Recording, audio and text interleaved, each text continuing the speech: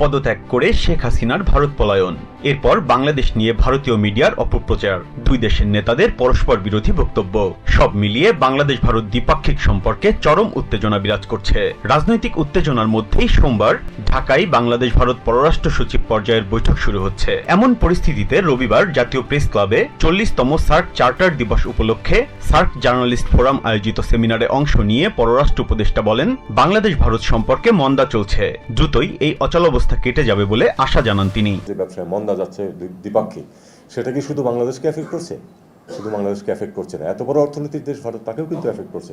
পরিমাণটা হয়তো প্রপোর্শনেটলি হয়তো অত বেশি না, কিন্তু এফেক্ট কিন্তু করছে। আপনি কলকাতার অর্থনীতি, পশ্চিমবঙ্গের অর্থনীতি যথেষ্ট ক্ষতিগ্রস্ত হচ্ছে এটার কারণে। এটা আমরা আশা করব যে এই অচলাবস্থা আমরা কাটিয়ে উঠতে পারব। এদিকে খ্রিস্টান ধর্মাবলম্বীদের আসন্ন ক্রিসমাস এবং ইংরেজি নববর্ষ উদযাপন উপলক্ষে আইন শৃঙ্খলা সংক্রান্ত সভা করেছে সরকার। রবিবার সকালে স্বরাষ্ট্র মন্ত্রণালয়ে অনুষ্ঠিত হয় এই বৈঠক। নির্ধারিত আলোচনার পাশাপাশি ভারত বাংলাদেশ সম্পর্ক ঘিরে দুদেশের সীমান্ত পরিস্থিতির বিষয়টি নিয়েও আলোচনা হয়। স্বরাষ্ট্র উপদেষ্টা জানান, সীমান্ত এলাকায় এরই মধ্যে নিরাপত্তা জোরদার করা হয়েছে। সীমান্তে অবৈধ অনুপ্রবেশ বরদাস্ত করা হবে না জানিয়ে উপদেষ্টা বলেন, সাম্প্রতিক ঘটনার কারণে দুদেশের মধ্যে নেতিবাচক পরিবেশ তৈরি হবে না।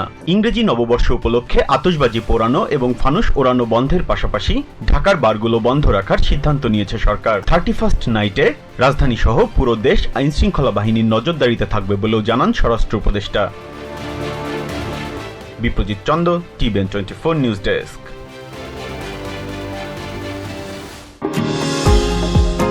নিউ ইয়র্ক থেকে সম্প্রচারিত টিভিএন 24 টেলিভিশন বিশ্বজুড়ে বাঙালির কণ্ঠস্বর।